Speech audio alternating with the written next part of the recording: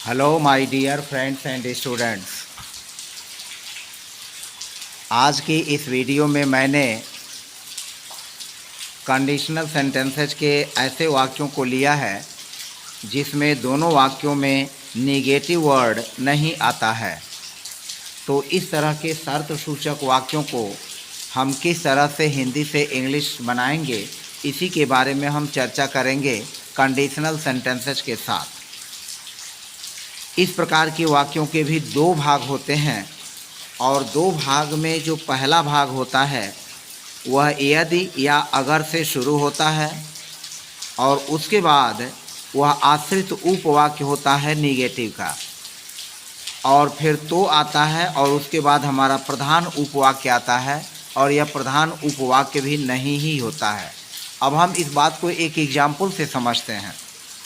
Example हमारा है, पहला एग्जाम्पल है, यदि तुम परिश्रम नहीं करोगे तो सफल नहीं होगे। अब यहाँ पर देखें, यदि तुम परिश्रम नहीं करोगे तो सफल नहीं होगे। यह वाक्य यदि से शुरू हो रहा है, तो जो वाक्य यदि से शुरू हो रहा है, यदि तुम परिश्रम नहीं करोगे, तो यह जो है सबऑर्डिनेटिंग क्लॉज है, क्योंकि यह वाक्य यदि से शुरू हो रहा है। और तो सफल नहीं होगे, तो यह हमारा प्रिंसिपल क्लॉज है, यह प्रिंसिपल क्लॉज है। और यदि से शुरू होने वाला वाक्य जो है सबऑर्डिनेटिंग क्लॉज है। अब होगा क्या, यदि तुम परिश्रम नहीं करोगे, इस वाक्य में भी नेगेटिव वर्ड नहीं है और प्रिंसिपल क्लॉज में भी जो है नेगेटिव वर्ड नहीं आया हुआ है, यानी यह दोनों वाक्य नेगेटिव हैं। तो इस तरह के वाक्य जब हमारा सबऑर्डिनेटिंग क्लॉज भी और हमारा प्रिंसिपल क्लॉज दोनों में नेगेटिव हो, तो हम ऐसे कंडीशनल सेंटेंसेज को, ऐसे शर्त सूचक वाक्यों की इंग्लिश बनाने के लिए हम क्या करते हैं, अनलेस का यूज करते हैं। और अनलेस में जो यह अन शब्द है, यह नॉट ही बताता है। यानी कहने का मतलब यह है कि जब हम अनलेस से सबऑर्डिनेटिंग क्लॉज को शुरू करेंगे तो इसमें हम नॉट का यूज नहीं करेंगे, यानी सबऑर्डिनेटिंग क्लॉज में नॉट नहीं आएगा, प्रिंसिपल क्लॉज में नॉट आएगा। अब इसको समझने की कोशिश करें। अनलेस, अन में नॉट छिपा हुआ है, तो अनलेस का यहाँ अर्थ होगा यदि अगर। अनलेस यदि अगर, उसके बाद वाक्य जिस टेंस में रहेगा उस टेंस के हिसाब से हम वाक्य को बना लेंगे।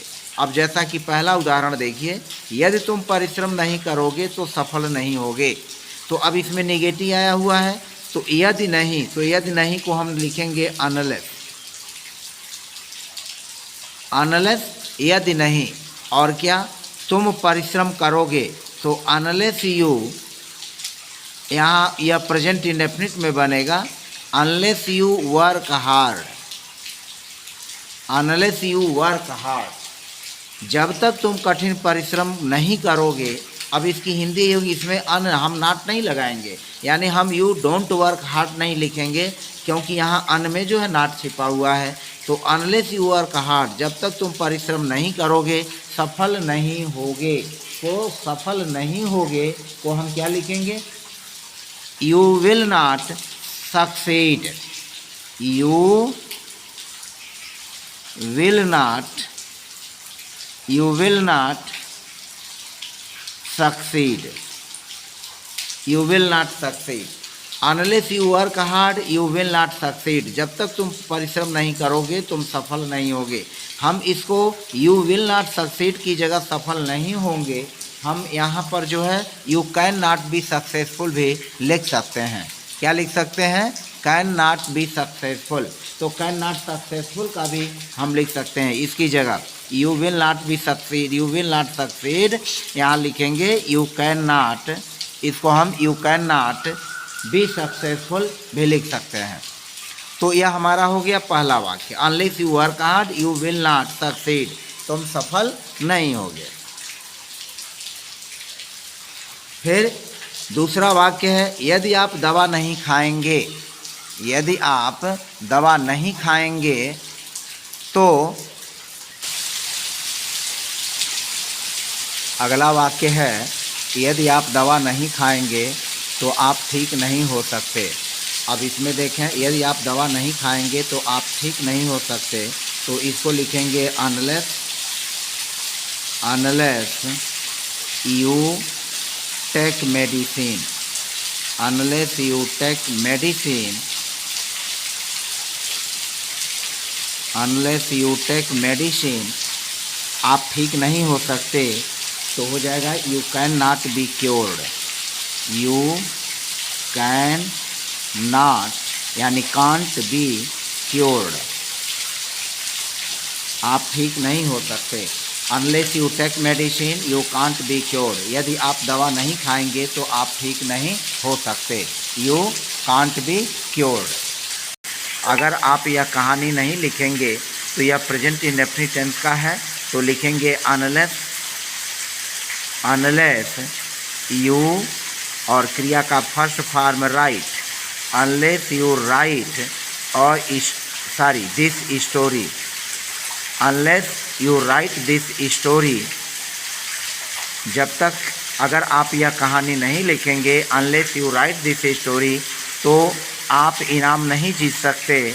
यू कैन नॉट यानी यू कांट और क्रिया का first form win, you can't win the prize, you can't win the prize, आप इनाम नहीं जीत सकते। Unless you write this story you can't win the prize.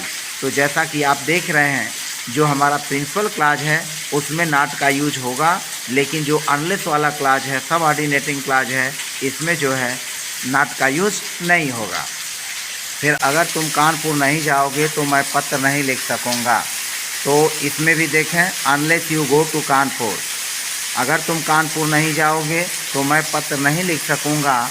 I won't be able to write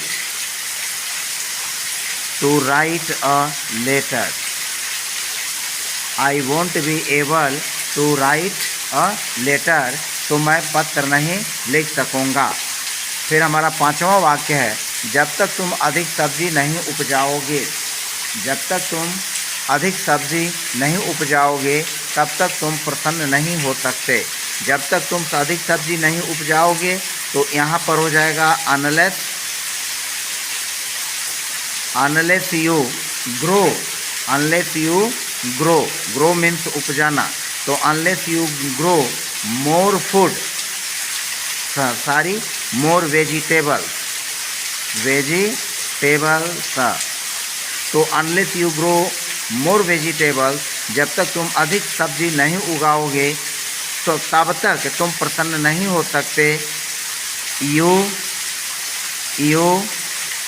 तुम प्रसन्न नहीं हो सकते, तो you can not be happy, you can not be happy. पांचवें वाक्य में जब तक का यूज किया गया है और तब तक का यूज किया गया है, तो इस तरह के वाक्यों में जब तक तब तक का भी हम यूज करके और शर्त लगा करके जो है हम वाक्यों को बना सकते हैं। यदि वह व्याकरण नहीं सीखेगा तो वह अंग्रेजी नहीं बोल सकता है।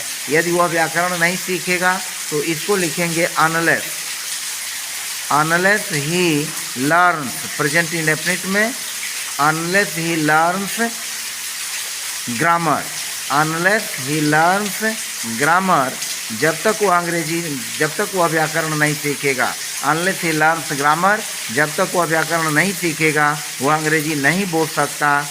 He can't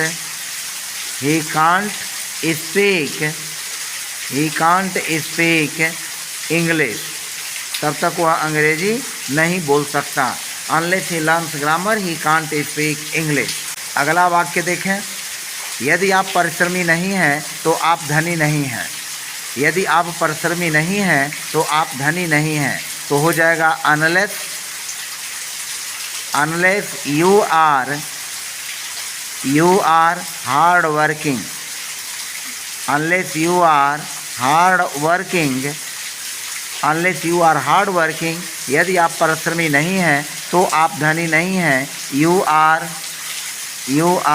not rich, you are not, यहाँ हो जाएगा you are not rich, you are not rich, जब तक आप परिश्रमी नहीं हैं। Unless you are hard working you are not rich, तब तक आप धनी नहीं हैं। जब तक वह घर नहीं आएगा मैं नहीं पढ़ूँगा, तो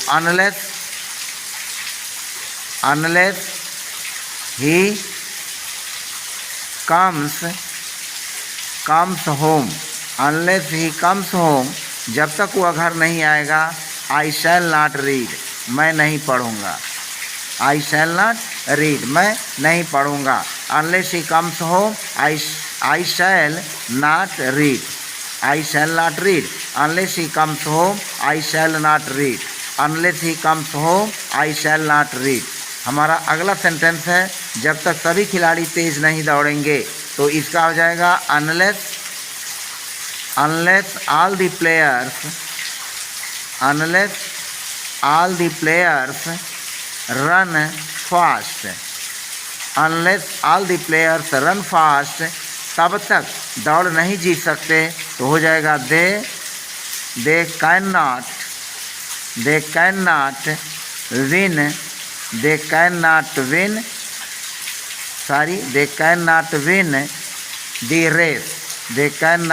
द रेस, तब तक दौड़ नहीं जीत सकते।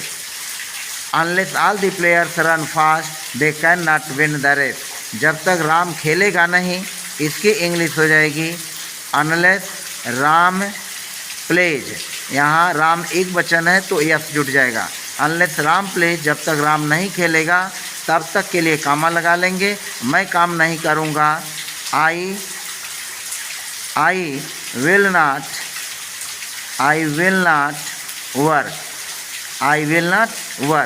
अनलेस राम प्लेज, जब तक राम नहीं खेलेगा, अनलेस राम प्लेज, तब तक मैं काम नहीं करूँगा, आई विल नॉट वर्क। तो इस तरह से 10 सेंटेंसेस के माध्यम से हमने ऐसे शर्त वाले वाक्यों को बताया जिनमें दोनों वाक्य नेगेटिव हैं, और नेगेटिव होने के नाते जो हमारा सब ऑर्डिनेटिंग क्लॉज है उसमें अनलेस लगेगा, तो हमारा स्ट्रक्चर इस तरह से बन जाता है अनलेस प्लस सब ऑर्डिनेटिंग क्लॉज और प्लस प्रिंसिपल क्लॉज।